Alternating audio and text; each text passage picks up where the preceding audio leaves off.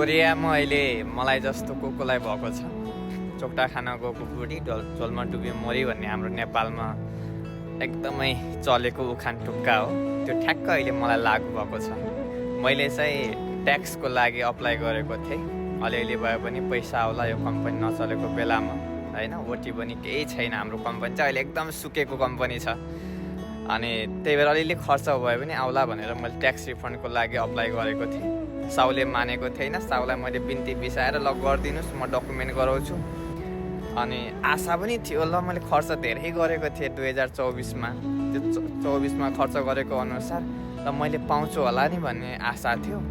अहिले त ठ्याक्क आज आयो। अहिले हेर्ने बेलामा उल्टै आफूले तिर्नुपर्ने चाहिँ यहाँनिर 3,33,380 रुपियाँ छ। यहाँनिर हेर्नु भएको छ। यहाँनिर हो, यो पैसा चाहिँ मैले तिर्नुपर्ने अब है।